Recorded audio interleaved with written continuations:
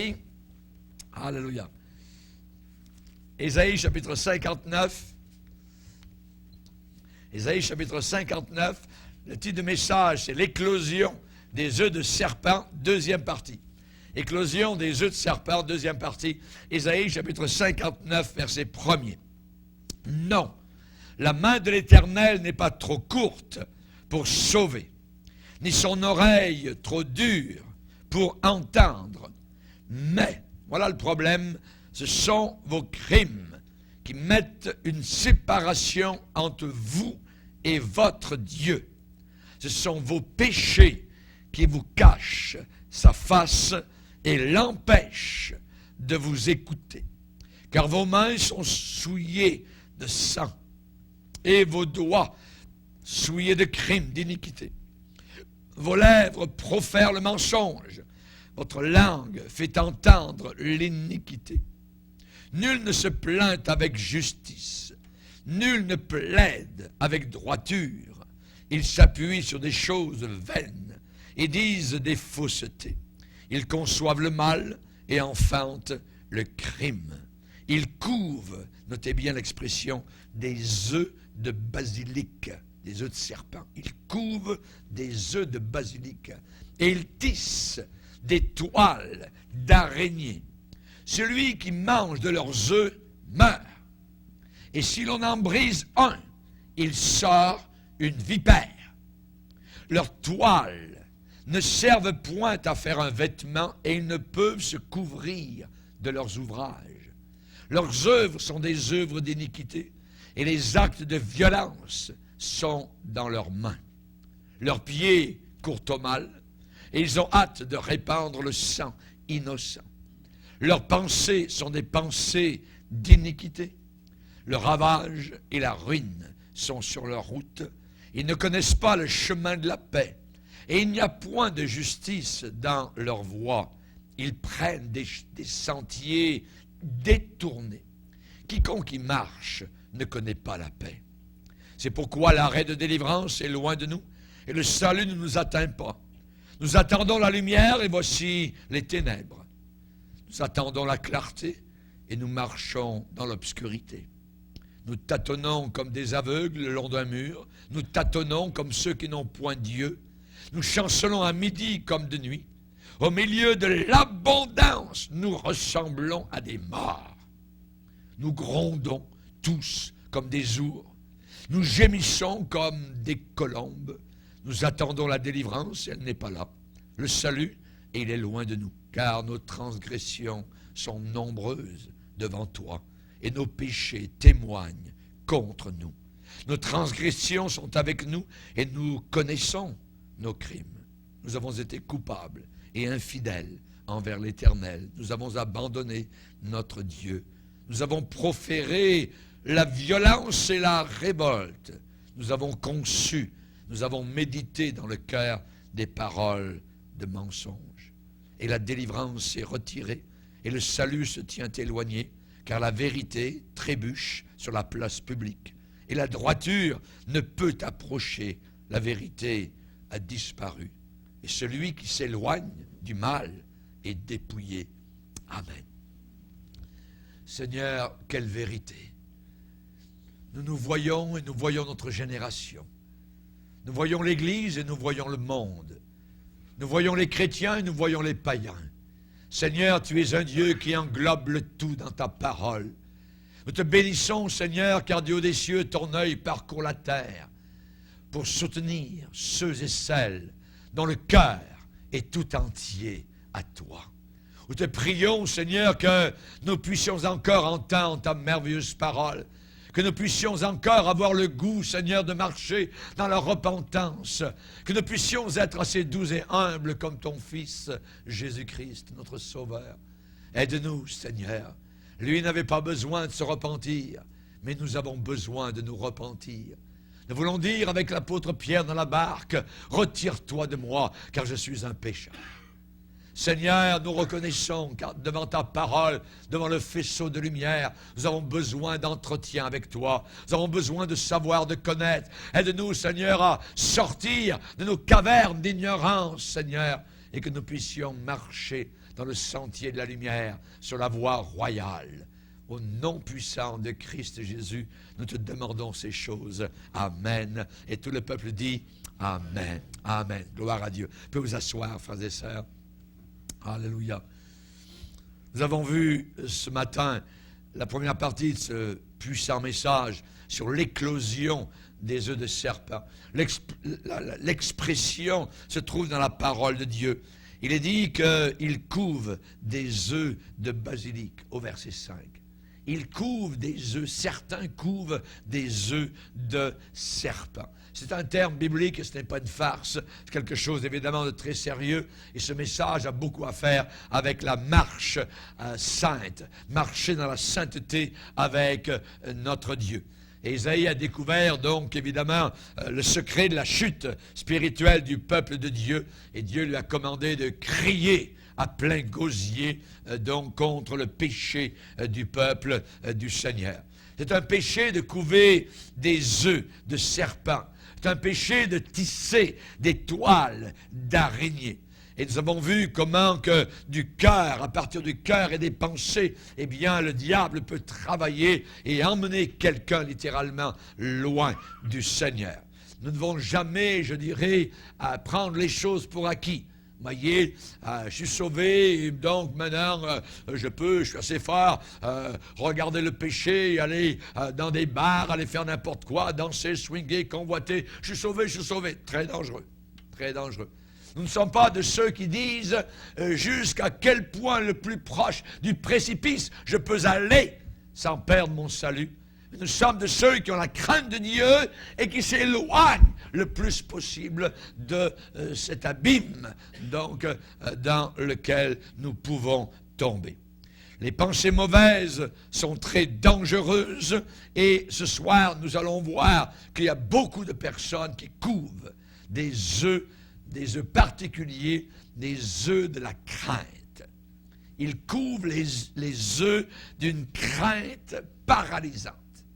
Certains sont comme paralysés, ils couvrent ces œufs de basilic, ces œufs de serpent, ces œufs de crainte et de peur. Et à cause de cela, sont des chrétiens qui ne sont pas pleins, qui ne marchent pas dans la plénitude de la joie du Seigneur, mais sont des gens qui sont régulièrement dans les tourments, des gens qui sont régulièrement dans la confusion et dans l'anxiété.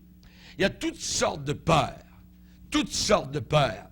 Mais si on ne rejette pas ces pensées de peur, si on ne tue pas, comme je disais dans la première partie, ces pensées de peur, comme David a pris l'épée de Goliath et a tué, littéralement, lui a coupé la tête, à ce moment-là, ça peut être fatal pour nos vies, parce que nous ne marchons plus dans la foi, mais nous marchons dans la peur, voyez.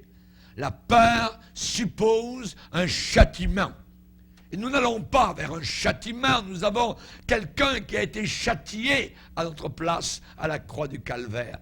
Et la Bible parle, lorsque le père de Jean-Baptiste a eu sa langue déliée, il a, je dirais, dit une chose merveilleuse par la puissance du Saint-Esprit, et il a ouvert la bouche, et dans une merveilleuse doxologie, il a dit, béni soit le Seigneur, le Dieu d'Israël, de ce qu'il a visité et racheté son peuple, et nous a suscité un sauveur puissant, un sauveur qui nous délivre des ennemis et de la main de ceux qui nous haïssent. C'est ainsi que Dieu a manifesté sa miséricorde envers nos pères, se souvenant de sa sainte alliance, afin de nous permettre, écoutez bien ce qu'il dit, après que nous serions délivrés de la main de nos ennemis, de le servir sans crainte, sans peur. Voyez, nous ne sommes pas, je dirais, une peur servile encore. Nous devons, je dirais, exercer la joie de Dieu, la puissance de Dieu et écraser ces serpentins, je dirais, de peur, ces petits serpents, donc de crainte. Ça peut être fatal. La Bible dit, ne craignez pas ce que le monde craint. N'ayez pas peur de ce que le monde a peur. Nous ne sommes pas destinés à la peur. Nous sommes destinés à être libérés de la peur. Nous ne vivons plus sous un joug, je dirais, de peur. Cette sorte de semences sont des œufs de serpents les plus mortels et les plus empoisonnés. La peur de ne pas pouvoir plaire à son patron. La peur de ne pas pouvoir plaire à sa famille. La peur de ne pas pouvoir plaire à son mari. La peur de ne pas pouvoir plaire à son épouse. La peur de ne pas pouvoir plaire à Dieu. Et on peut devenir amer. Et ça peut mener tellement loin jusqu'à un suicide. C'est très grave, la peur. Il y a beaucoup de femmes qui sont poursuivies par la pensée de perdre leur mari. Et vice-versa. Parce qu'il y a tellement de leurs amis qui divorcent aujourd'hui, et même des pasteurs, que c'est une contagion inimaginable. Et la Bible dit, tu ne seras pas atteint par la contagion. N'aie pas peur. Je suis le Dieu, El Shaddai, le Dieu qui va te garder. Et certains qui ont tellement peur se disent, peut-être que je serai le prochain ou la prochaine. Non, ne crains rien. Prenez votre Bible dans Ésaïe chapitre 41. Ésaïe chapitre 41, le Seigneur, verset 10, va dire, « Ne crains rien, car je suis avec toi. Ne promène pas des regards inquiets, car je suis ton Dieu. Je te fortifie, je viens à ton secours. Je te soutiens de ma droite triomphante. » Verset 14, ne crains rien. Notez ces trois mots, c'est très important. Ne crains rien, vermisseau de Jacob, faible reste d'Israël. Je viens à ton secours, dit l'Éternel, le Saint d'Israël est ton sauveur. Un peu plus loin, 43, verset 1er. Ainsi parle maintenant l'Éternel qui t'a créé, notre Créateur. Celui qui t'a formé, ne crains rien, car je te rachète. Je t'appelle par ton nom, tu es à moi, ça veut dire que tu m'appartiens. Si tu traverses les eaux, évidemment les eaux de la difficulté, les eaux du tumulte, les eaux qui peuvent t'emporter, si tu traverses les eaux, je serai avec toi. Les fleuves, ils ne te submergeront point, tu ne couleras jamais. Si tu marches dans le feu, tu ne te brûleras pas et la flamme ne t'embrasera pas, car je suis l'Éternel, ton Dieu, le Saint d'Israël, ton Sauveur. Verset 5, ne crains rien, car je suis avec toi. Chapitre 44, verset 2, ainsi parle l'Éternel qui t'a fait, qui t'a formé dès ta naissance, celui qui est ton soutien. Ne crains rien, car je t'ai choisi. Alléluia.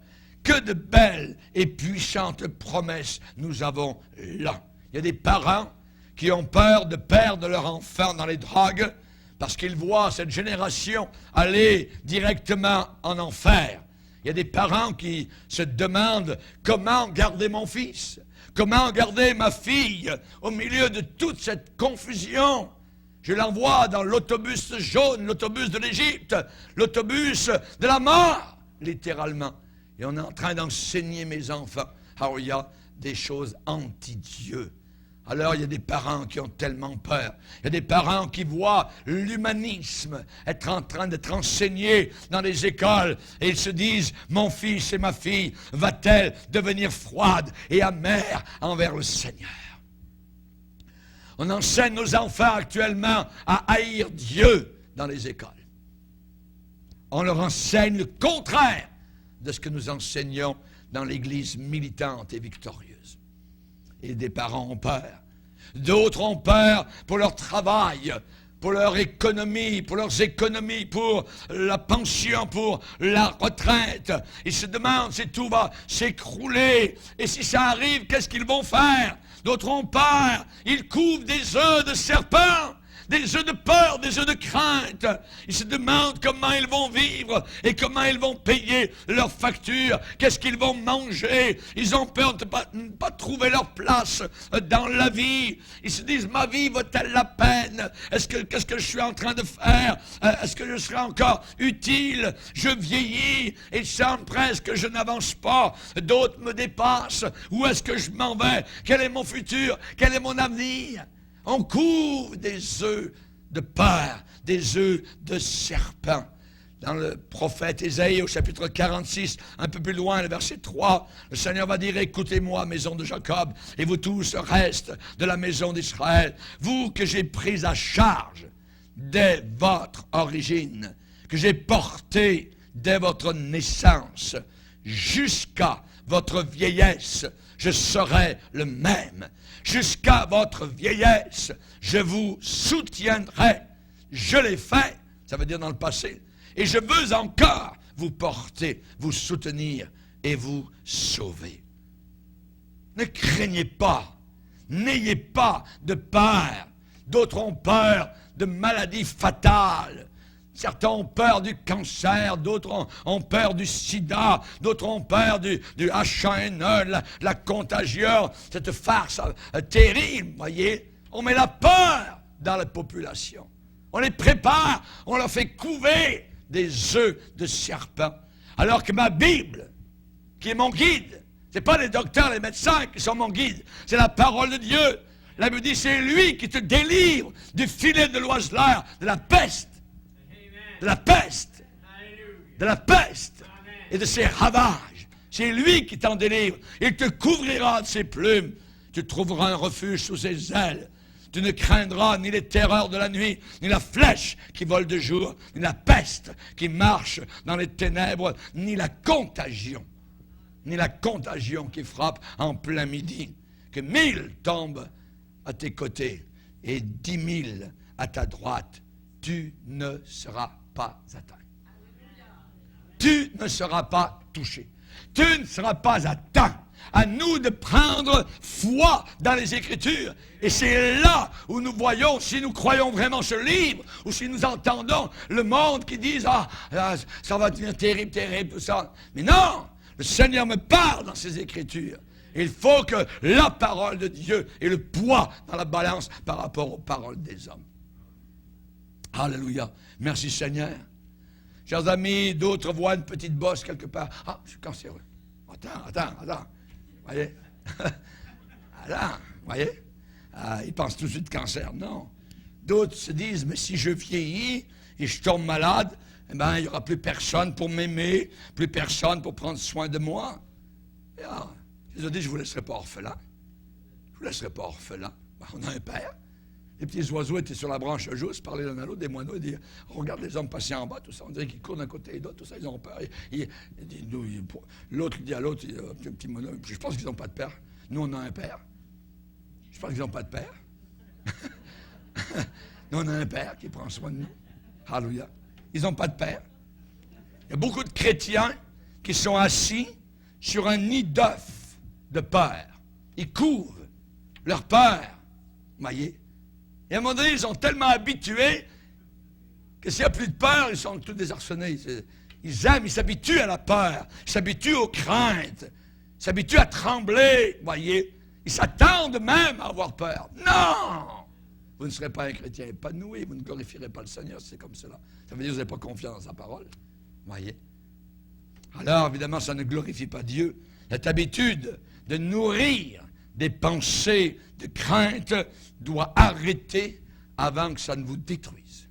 Avant que le serpent, ces peurs, vous détruise, vous empoisonne, vous paralyse et vous rende sans aucune puissance. Vous allez devenir comme Saül dans sa tente, alors que Goliath s'avance, les armées d'Israël, personne ne voulait attaquer. Ils étaient tous en train de couver. Couver leur peur. Ils étaient tous assis sur un œuf de serpent. L'œuf de la peur. Ils avaient tous peur. Pourquoi? C'est simple. Ils n'avaient pas la foi. Mais voilà un petit gaillard qui arrive des champs.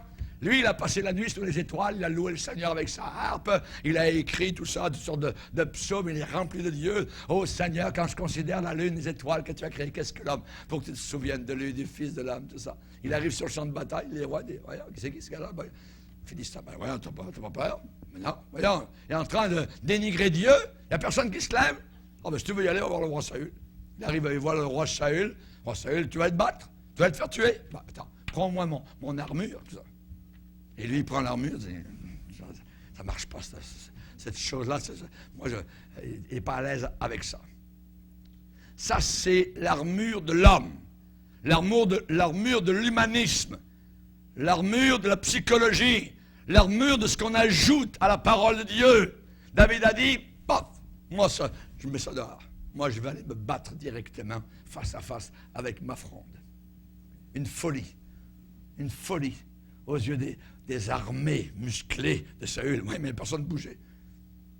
Et la prédication de la croix est une folie pour ceux qui périssent. Mais pour nous qui sommes sauvés, c'est la puissance de Dieu.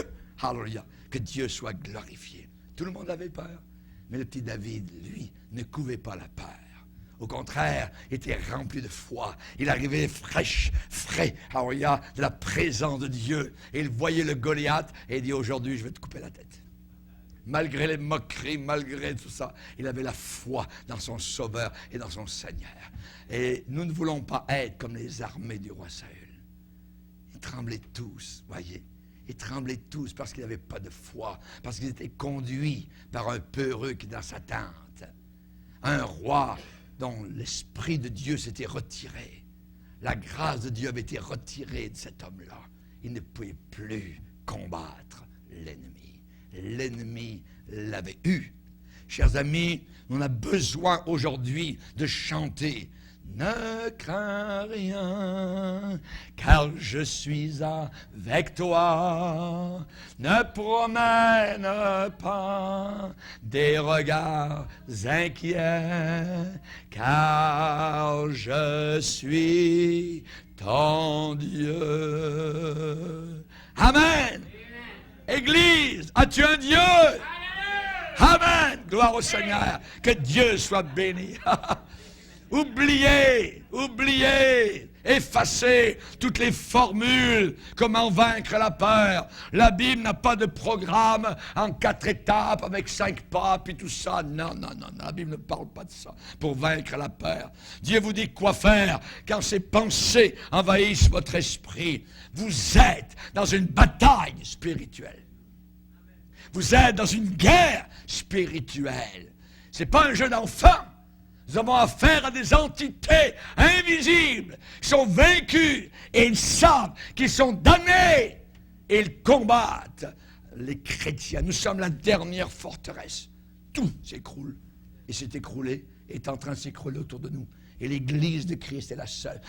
C'est la raison pour laquelle tu as tellement de combats, tellement de difficultés, tellement de tiraillements. L'ennemi t'entoure, l'ennemi rôde autour de toi, cherchant à te dévorer. La bataille est spirituelle. C'est une affaire de vie ou de mort. Je peux lâcher, je peux ne pas combattre, je peux me laisser aller. Vous voyez, c'est très dangereux. Dieu a dit à Moïse de ne pas envoyer les peureux dans la bataille. Lorsque l'ennemi sera là, en face de toi, Dieu a dit, et que vous livrerez bataille, ceux qui ont peur, qu'ils retournent chez papa et maman. Pourquoi? Parce qu'ils vont décourager les autres. Et parmi le peuple de Dieu, nous avons besoin de gens courageux, vaillants, qui ont de la fortitude, qui ont du courage, qui veulent se battre. Les chrétiens, ce n'est pas des pattes mâles, voyez. Ce n'est pas des jellos, voyez. C'est des gens qui ont à la place de la colonne vertébrale de l'acier, qui savent se tenir face à Satan, qui connaissent ce qu'ils croient et ils peuvent se battre contre l'ennemi et le renvoyer dans les cordes du ring. Amen. Lisez avec moi dans Deutéronome chapitre 20. Deutéronome chapitre 20, Dieu dit à Moïse, lorsque tu iras à la guerre contre tes ennemis, et que tu verras des chevaux et des chars, et un peuple plus nombreux que toi, tu ne les craindras pas. Car l'Éternel, ton Dieu, qui t'a fait monter du pays d'Égypte, est avec toi. À l'approche du combat, le sacrificateur s'avancera et parlera au peuple. Il leur dira, écoute, Israël, vous allez aujourd'hui livrer bataille à vos ennemis, que votre cœur ne se trouble point. Soyez sans crainte. Ne vous effrayez pas. Ne vous épouvantez pas devant eux. Car l'Éternel, votre Dieu, marche avec vous pour combattre vos ennemis, pour vous sauver. Verset 8. Les officiers continueront à parler au peuple et diront, qui est-ce qui a peur et manque de courage? Qu'il s'en aille et retourne chez lui, afin que ses frères ne se découragent pas comme lui. Chers amis, dans la bataille actuelle, nous avons besoin d'avoir beaucoup de courage. Dieu voit que les pensées de peur sont très contagieuses. Sont très, très contagieuses, très destructives. L'influence de quelques-uns parmi le peuple d'Israël leur a coûté 40 ans de désert. Juste à cause de quelques hommes qui ont infecté tout le camp d'Israël. Rappelez-vous, ils ont tourné en rond pendant 40 ans à cause de l'incrédulité. L'influence néfaste de quelques hommes, simplement. J'aimerais vous dire que Dieu voit les pensées de découragement, les pensées mauvaises, les pensées de peur, les pensées de crainte comme étant destructives. La Bible dit, afin que ses frères ne se découragent pas comme lui. Qui retourne à la maison? Qui retourne à la maison? Les peureux et les lâches ne croyez pas dans la parole de Dieu. Quand tu verras la situation comme impossible, tes ennemis plus nombreux, plus forts, quand tu verras les chars de fer de l'ennemi, et que toi tu es à pied, tu ne les craindras pas. Parce que ce n'est pas toi qui les vaincras, c'est ton Dieu qui va les mettre en déroute, qui va les vaincre. Mais les paresseux et les lâches ne croyaient pas dans la parole de Dieu. Ils doutaient des promesses de délivrance du Seigneur. Et Dieu a préparé son peuple et les a avertis que lorsque les choses paraîtraient sans espoir, eh bien, il leur a dit, tu ne les craindras point, car l'Éternel, ton Dieu, qui t'a fait monter du pays d'Égypte, est avec toi. Est-ce qu'il t'a fait monter du pays d'Égypte? Est-ce qu'il t'a sorti de l'Égypte?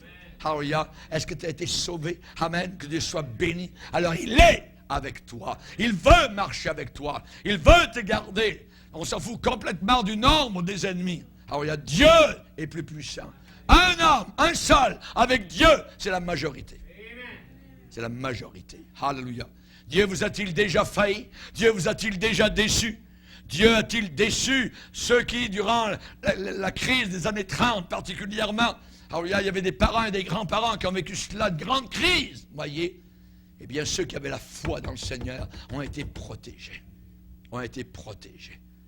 Quand il y a eu des maladies inimaginables, avec des cercueils, alléluia, devant presque chaque maison dans la rue, il y a eu des contagions inimaginables. Les chrétiens qui avaient mis leur foi dans le Seigneur, il n'y a jamais eu aucun cercueil en bas de leur porte.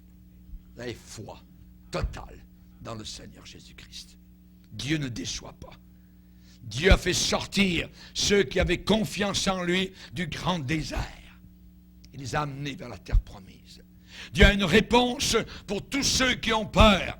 Ça veut dire quand les choses semblent désespérées, quand tu sembles assommé, accablé, avec aucun échappatoire, avec aucune aide, nulle part. Dieu dit, ne crains pas. D'où me viendra le secours? Je regarde vers les montagnes. Les montagnes des hommes. Le secours va descendre, va dévaler de la montagne? Non. Le secours vient de plus haut que la montagne. Le secours vient du Dieu qui a fait les cieux et la terre. Il gardera ton départ, il gardera ton arrivée, il te gardera dans le parcours. Il a promis de préserver. Père, j'ai gardé ce que tu m'as donné. Il est capable de te protéger jusqu'à la fin. Amen. Que Dieu soit béni. Dieu dit, je suis le Seigneur, je suis avec toi pour te délivrer. Lisez avec moi dans le psaume 27. Dans le psaume 27, verset 5. David dit, il me protégera dans son tabernacle au jour du malheur. Il me cachera sous l'abri de sa tente. Il m'élèvera sur un rocher. Et déjà ma tête s'élève sur mes ennemis qui m'entourent. Alléluia. C'est la foi qui parle.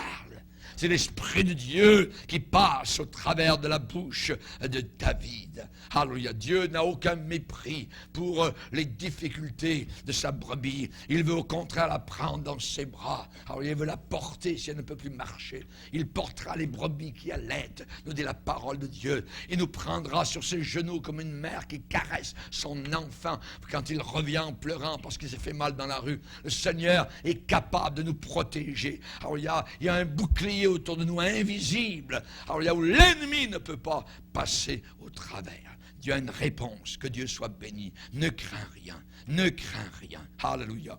Dieu est-il avec nous? Oui ou non? Amen. Amen. Alléluia. Dieu est-il un Père céleste plein d'amour qui compte nos cheveux? Pas un seul ne tombe à terre sans qu'il ne le sache. Alléluia. Il connaît tout. Amen. Dieu va-t-il oublier ses enfants bien-aimés dans la fin des temps? Non. Il ne nous oubliera pas. Au contraire. Alléluia. Le Père, un jour, va regarder son fils à côté, à sa droite, et dire, fils, c'est le temps de descendre, d'aller chercher ton épouse. Alléluia. Alléluia. Viens nous la présenter devant les anges, les archanges, devant les chérubins et les séraphins, devant la gloire du ciel. Amen. Quel accueil nous allons avoir dans la gloire éternelle. Il ne nous abandonnera pas jusqu'à la fin. Alors, il veille, il a un œil sur son épouse. Alléluia. Merci Seigneur. Le côté péché de la peur, eh bien, c'est que ça amène un problème. Le problème, c'est que ça accuse. Ça met un doigt d'accusateur à la face de Dieu, comme si Dieu était un père négligent. Dieu, tu ne prends pas soin de moi. Pouvons-nous accuser Dieu de négligence? Le côté péché de la peur et de la crainte. Quand nous couvons ces œufs de peur, ça nous vole notre confiance dans ses soins. Ça vole notre confiance dans ses soucis pleins d'amour envers chacun d'entre nous. Qu'est-ce que l'homme? Pour que tu te souviennes de lui, du Fils de l'homme, pour que tu prennes soin. Prendre soin. Que tu prennes soin de lui. Il a pris soin de moi depuis 40 ans. Il prendra soin de toi jusqu'à la fin. Jusqu'au bout, jusqu'à la fin. Alléluia. Rejetez toute peur. Ne vous inquiétez pas, dit le Seigneur. Nous ne sommes pas de ceux qui font des réserves d'eau, puis des réserves de ci, de ça. On entend des prédicateurs, faites des réserves, tout ça. Non, je ne fais aucune réserve. Ma réserve, moi, elle est là-haut. Ma réserve, elle est dans le Seigneur. Il m'a réservé son salut. Alléluia. C'est en lui que je mets ma confiance. Alléluia. Amener chaque pensée de crainte captive à l'obéissance de Jésus-Christ. Nous allons parler maintenant d'autres œufs que certains couvent, des œufs de la convoitise. Des pensées de convoitise qui sont couvées, qui finissent dans ce qui est sensuel, dans des actions de fornicateurs, de fornication. Certains ont des habitudes mentales, des habitudes de pensée. Et ces pensées-là de sensualité, de convoitise, ne sont pas délogées facilement. L'esprit va continuer à rejouer le film, à rejouer les vieilles pensées, des pensées de serpent, des pensées qui viennent de votre vieille vie, des pensées qui viennent quand vous étiez un païen, irrégénéré, sans la vie, mort 2 fois, déraciné, sans aucun fruit. Et ces pensées reviennent et certains les nourrissent dans leur tête. Attention à ceux qui sont sauvés par le sang de Jésus et qui continuent à tomber foi après foi. Qui tombent régulièrement foi après foi. Et plus que cela, ce qui est pire, ceux qui excusent leurs habitudes mauvaises, qui se repentent des douzaines de fois, qui pleurent, qui crient pour la miséricorde, qui vont bien pendant 1 an, voyez. Mais l'alcool, la drogue, la cigarette, les femmes ne sortent pas vraiment de leur esprit. C'est là. Un jour, ils vont retourner à la maison et ils vont inculquer à leurs enfants leurs propres habitudes. Et ils sont prêts à même quitter leur femme.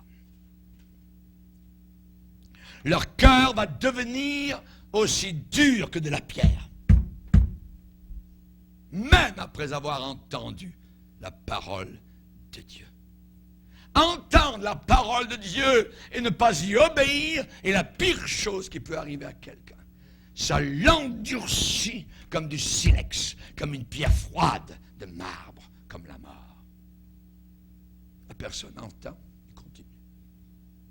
La parole de Dieu ne va pas profondément. La parole ricoche. La parole, ils se la mettent derrière. Leur cœur va devenir aussi dur que de la pierre. Ils vont être perdus parce qu'ils couvaient des œufs de serpent. Leur esprit n'est pas purifié. Leur esprit n'est pas purifié. Ils ne le veulent pas. Ils sont habitués à cela. Ces gens-là ont regardé à l'ennemi dans la bataille et ils ont levé les mains. Ils se sont rendus. Ils ont sorti le mouchoir blanc. Ils ont dit, Satan, laisse-moi tranquille, on va tremper ensemble. Ils ne se battent pas. Vaincus. Ils se rendent au camp de l'ennemi. Ce chrétien-là a vu le chariot de fer de Satan. Et il s'est dit, je n'y arriverai jamais. Je ne peux pas y arriver. Trop habitué, fait des années. Il a abandonné. Il a couvé son œuf de peur. Pourquoi tellement de personnes qui ont été délivrées, ils ont été délivrés, retournent à leur vieille habitude. Retournent à leur vieille habitude. Pourquoi la tenaille, la prise du péché n'est-elle pas brisée? La Bible dit, la truie lavé et retournée à sa souillure. Elle est retournée. Elle n'y était plus. Elle avait été sauvée. Christ, par son sang, l'avait lavé. La cochonnerie avait disparu. Et la truie lavée et retournée. Elle est retournée. On va le lire. 2 Pierre chapitre 2. 2 Pierre chapitre 2. Verset 20. En effet, si après, notez chaque mot, après s'être retiré des souillures du monde par la connaissance du Seigneur et Sauveur Jésus-Christ, sont des gens sauvés. Ils ont connu le Seigneur Jésus-Christ. Ils sont sauvés. Ils sont retirés des souillures du monde. Un païen ne se retire pas des souillures du monde. Mais eux sont retirés des souillures du monde parce qu'ils ont connu le Seigneur et Sauveur Jésus-Christ. Et voilà que s'ils s'y engagent de nouveau, et évidemment sont vaincus, leur dernière condition est pire que la première. Mieux valait pour eux n'avoir pas connu, on dit bien connaître, la voie de la justice, que de se détourner après l'avoir connu. 3 fois le mot connaît dans ce passage. Du saint commandement qui leur avait été donné. Il leur est arrivé ce que dit un proverbe véritable et vrai. Le chien est retourné à ce qu'il avait vomi. Et la truie lavée s'est vautrée dans le bourbier. Attention. Il faut continuer à combattre. Le diable, il rôde, il est tout le temps là autour. Il attend le moment où le chrétien va lâcher. Voyez, abandonner. Auparavant, peut-être un démon rôdait autour de vous. Maintenant, le diable en a envoyé 7. Si vous le laissez un peu ouvrir, il va rentrer. Peut-être que vous serez possédé, mais vous allez aller dans le péché. Les œuvres de l'ennemi, si vous buviez auparavant une caisse de bière, vous allez en boire 7. Si auparavant vous regardiez un film pornographique, vous allez en regarder toutes les semaines. Ça va être pire. Le diable va vous pousser. Et ça va être terrible. Il vous pousse vers la porte de l'enfer. Chers amis, quand plus tard, ces pensées mauvaises qui ont été plantées, semées par des esprits mensongers, ne sont pas tout de suite démolies, renversées, démantelées, abattues, chassées et rejetées, une seule, je dis bien pensée de convoitise qui reste, qui est nourrie dans l'esprit, même pendant 30 secondes, elle va tenir. Elle va tenir. C'est une sangsue. Et vite, ça va devenir un œuf avec un serpent qui attend d'être couvé. C'est pourquoi la parole de Dieu hurle, crie, littéralement. Rejetez toute pensée mauvaise. Rejetez toute pensée mauvaise. Ne flirtez pas avec une pensée mauvaise. Ne caressez pas une pensée mauvaise. Ne donnez pas un pouce. La Bible dit ne donnez pas accès au diable. Au diable. Courez vers le Seigneur. Courez vers sa parole. Le Seigneur a dit à Caïn, le péché se couche à ta porte. Il est juste là. Si tu ouvres la porte, il va se jeter, il va te dévorer. Et Caïn a été dévoré. Il a tué son frère. La violence est entrée dans son cœur. Et il a pris une pierre, ou un morceau de fer, et il a littéralement asséné des coups sur son frère jusqu'à le tuer. La Bible dit que Caïn était du diable. Élevé dans un foyer, papa et maman parlaient de Dieu, la Bible était ouverte. Papa et maman, c'était Adam et Ève. Et ils avaient enseigné les deux frères comment servir le Seigneur. Il y en a un qui a pensé une autre manière, plus neuve, plus moderne. Voyez, je vais offrir, moi, des... Papa, maman, c'est vieux jeu, ça, c'est l'ancienne génération, ça. Nous sommes une nouvelle génération. Mais il y en a un qui s'est soumis à la vieille façon. Et il a été béni de Dieu. Et l'autre a été maudit de Dieu. Mon châtiment est trop grand! Combien de personnes disent, c'est pas possible qu'il y ait un enfer, même des chrétiens qui se disent chrétiens. Moi, je ne crois même pas qu'ils sont chrétiens. Parce que quand on est chrétien, si on lit la parole de Dieu, ce que Jésus enseigne, on se soumet à la parole de Dieu. On croit. C'est Jésus qui a enseigné l'enfer éternel. Je peux vous dire que l'enfer existe.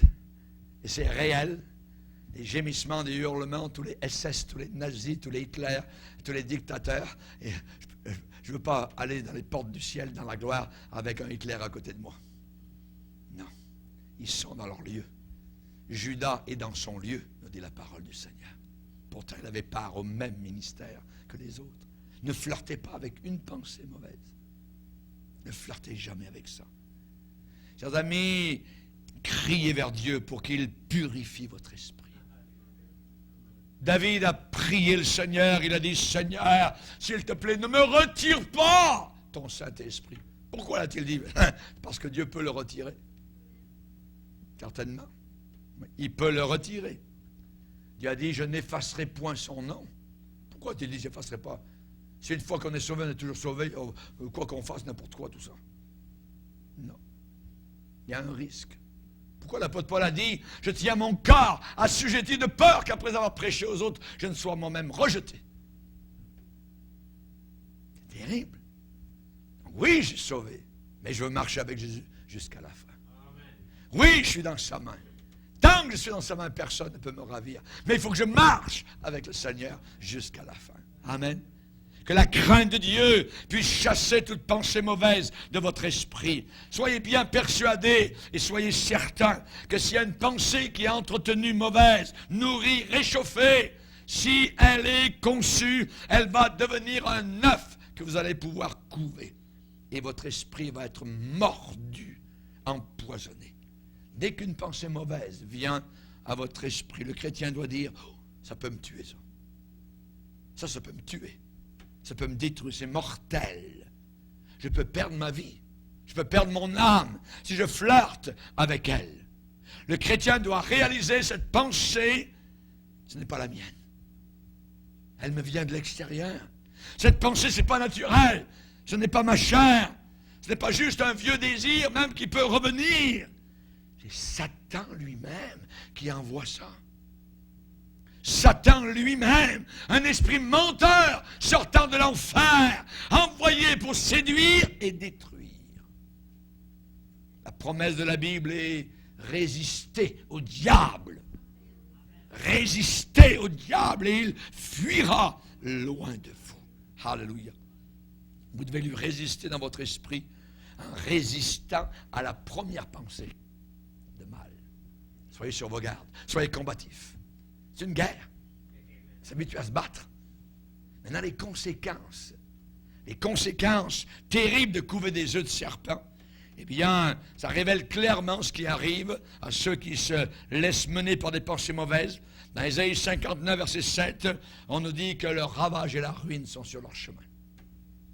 Tous ceux qui entretiennent des pensées mauvaises, tôt ou tard, le ravage et la ruine. Ésaïe a parlé à des gens libérés, mais qui s'étaient détournés, vraiment de leur vie passée, détournés de leur méchanceté.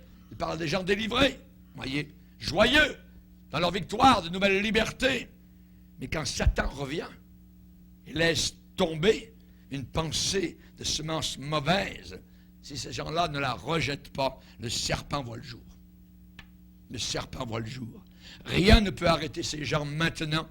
Aucun ami, aucun argument, aucun pasteur, aucune Bible. Ils sont dus pour faire le mal. Ils sont dus pour faire le mal. Ils courent vers la méchanceté. La Bible dit au verset 7 d'Ésaïe 59, le ravage et la ruine sont sur leur route. Et tous ceux qui sont innocents autour d'eux deviennent des blessés. Deviennent des blessés autour de ces gens-là. Tout ce que ces gens touchent, c'est du trouble. Tout ce que ces gens touchent, c'est du trouble. Il y avait une femme dans un hôpital qui avait le cancer de la gorge.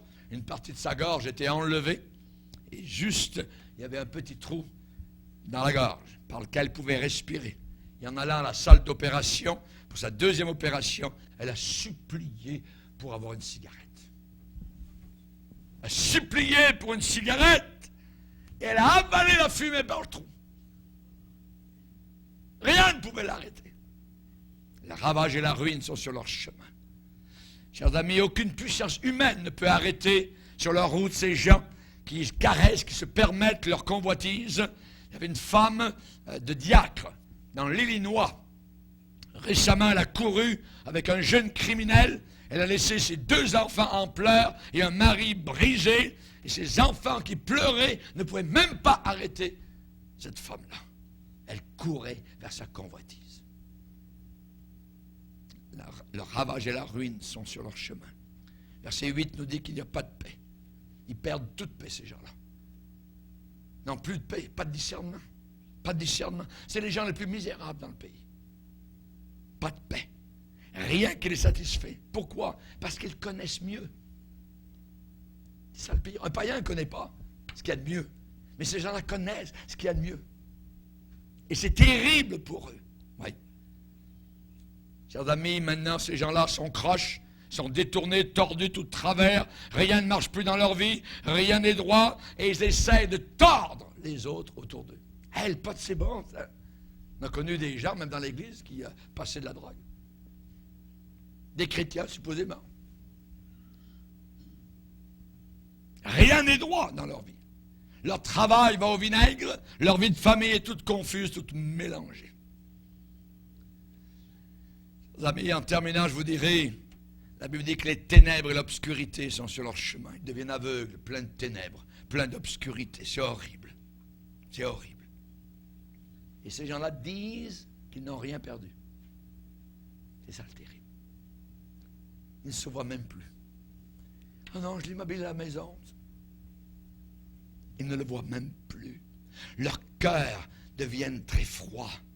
leur cœur devient très dur. Ceux qui auparavant étaient remplis de l'amour de Dieu, étaient heureux dans leur connaissance du Seigneur. Maintenant, ils essayent de faire croire aux autres qu'ils n'ont rien perdu. Ils sont des vrais chrétiens, ils aiment bien le Seigneur. Oh oui, on est pareil.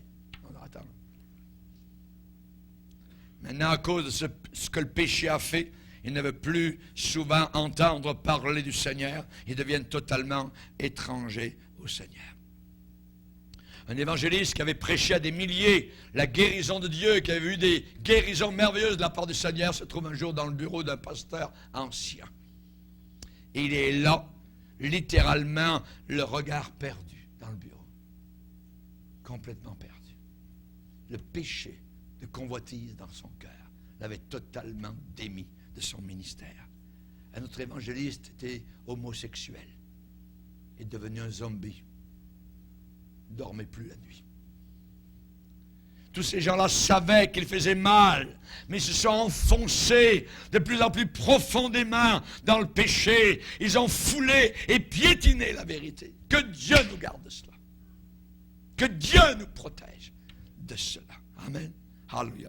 Et ensuite, ces gens-là, eh bien, ils développent des personnalités changeantes. Un jour, sont des ours capables de tout casser dans la baraque. Et le moment d'après, ce sont des colombes. Nous sommes comme des ours qui grondent, comme des colombes. La personnalité est totalement changée à cause du péché. Les psychologues ne vous diront pas ça, mais la Bible nous le dit. Baissons nos têtes et prions.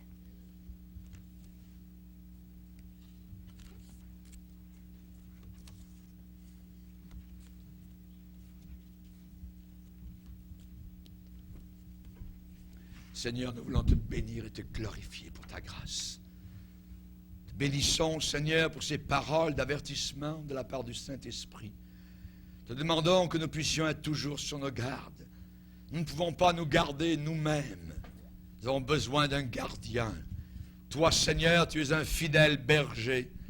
Et nous te demandons, Seigneur Jésus, que tu puisses nous aider à reconnaître nos égarements, nos errements, que nous puissions, Seigneur, continuellement venir à toi humblement, dans ta belle présence. Garde-nous loin du péché. Aide-nous, Seigneur, dans nos pensées, à être revêtus du casque du salut, à ne pas jouer, Seigneur, avec le sang précieux, à ne pas marcher, piétiner la vérité. Aide-nous, Seigneur, à être sérieux avec toi dans ces derniers jours, car le diable est très sérieux. Aide-nous à ne jamais nous endormir du sommeil de la mort. Garde nos yeux ouverts, Seigneur. Garde nos cœurs purs. Aide-nous à repousser les mauvaises pensées et les mauvaises habitudes. Aide-nous à combattre, à être courageux, Seigneur, à ne pas avoir peur. Au nom puissant de Jésus-Christ. Amen. Levons-nous ensemble, frères et sœurs. Alléluia.